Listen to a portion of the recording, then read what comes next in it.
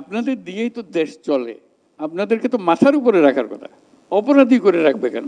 ভাবখানা এই যে তোমরা নিজেদের টাকা রোজগার করতেছো, তোমাদের ব্যাপার, আমাদের কি এটাতে?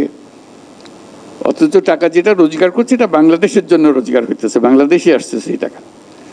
আপনারা কষ্ট করে টাকাটা রোজগার করে আনেন, দুর্ভাগ্য হলো দেশের এই টাকা আরেকজনে পাচার করে আরেকদিকে নিয়ে যায়। এইটাই হলো আমাদের দুর্ভাগ্য। তো সেটার দিকেও আমাদের খেয়াল রাখতে হবে, আপনাদের টাকা যেন দেশের কাজে লাগে, যে টাকা আপনারা রোজগার করেন। আপনাদের যে প্রাপ্য যে সম্মান, সেই সম্মানটুকু যেন জাতি দিতে পারে, সেই সম্মানটুকু দেওয়ার জন্য আজকে প্রথম পদক্ষেপ হলো।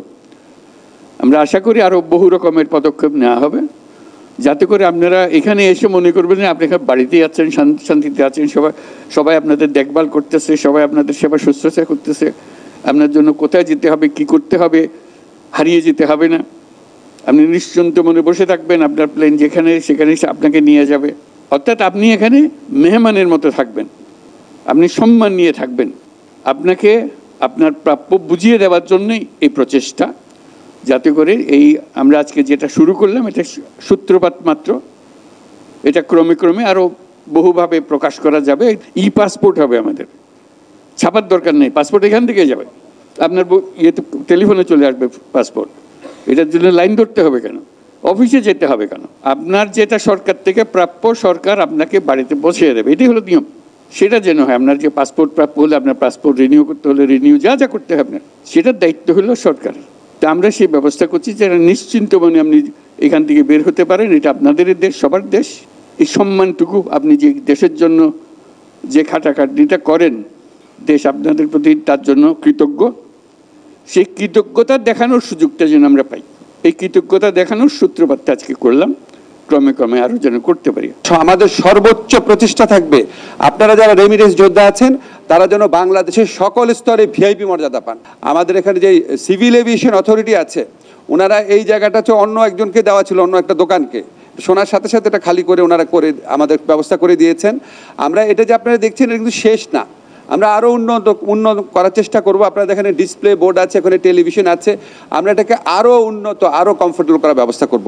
প্রবাসী ভাই বোনেদের জন্য যারা রেমিটেন্স যোদ্ধা, এদের জন্য আমরা কিছু সংখ্যক খাবারের আয়োজন করেছি, যেটা হচ্ছে তারা এসে সুলভ মূল্যে খেতে পারবে।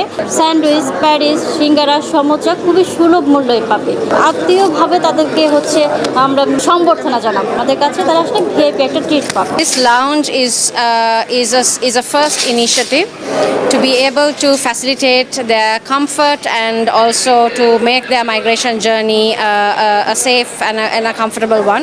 Here there is a cafeteria and a seating area, so the cafeteria is also providing food at subsidized rates, and the migrants who are traveling abroad, when they do come here they can sit before their flights, before they take off. আজকে যে আমাদের প্রবাসে যে আমরা আগে 10 বছর কাতারে আছিলাম, কিন্তু আসার পরে এয়ারপোর্টে যেগুলো দেখছি বা যে ব্যবহারগুলো পাইছি আমরা এখন আগের চেয়ে আলহামদুলিল্লাহ অনেক ভালো, বা অনেক ভালো ব্যবহারও পাইতেছি, সব কিছু আলহামদুলিল্লাহ ভালো। আরও 3 বার আসছি, আমার এবার খুব ভালো লাগেছে, পরিবেশটা খুব সুন্দর। এয়ারপোর্টের বাইরে এসে দাঁড়ায় থাকতে তো 3 ঘন্টা 5 ঘন্টা পর্যন্ত দাঁড়ায় থাকতে হতো, কারণ এইবারকে এসে আমার কোনো দাঁড়ায় থাকা লাগেনি, আমি সাথে সাথে ভিতরে ঢুকে গেছি, সব সহযোগিতা পাইছি। আর এই জায়গায় এসে খুবই ভালো লাগেছে, এবারকেরা খুবই ভালো লাগেছে, মানে এত ভালো লাগেছে প্রকাশ ভাষায় বলা যায় না। এই সরকারে এই কাজটা খুবই ভালো করেছে, খুবই ভালো লাগছে।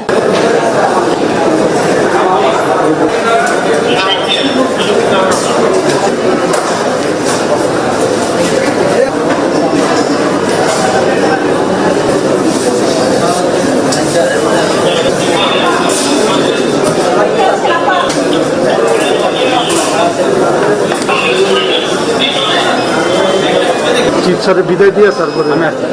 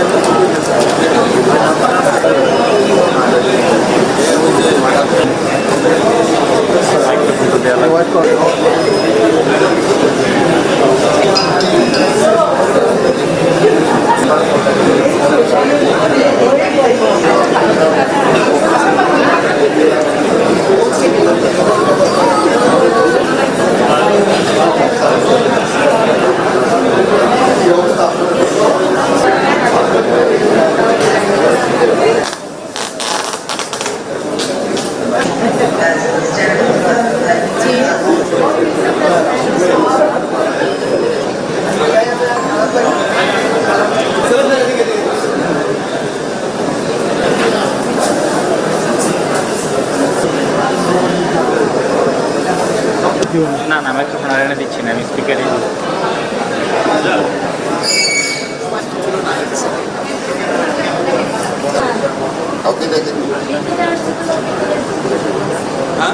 আমি পাইছি বাইরে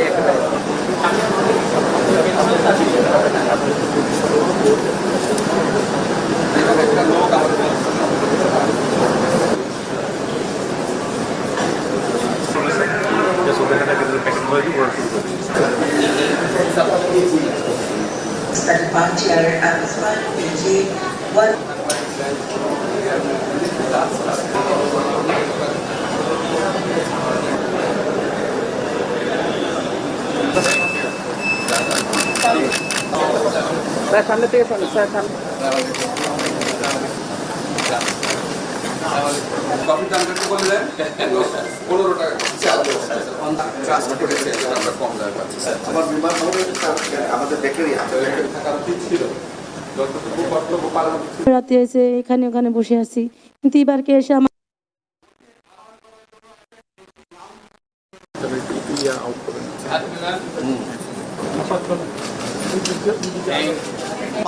মানে এখন তো ফিক্স করে বলা তো আপনার কত লাগছেন আমাদের এখানে এখানে আপনি 50 টাকায় পাচ্ছেন, সেটা এখানে কি এরকম আছে? পানি আচ্ছা, পানি আই পানি দেন তো,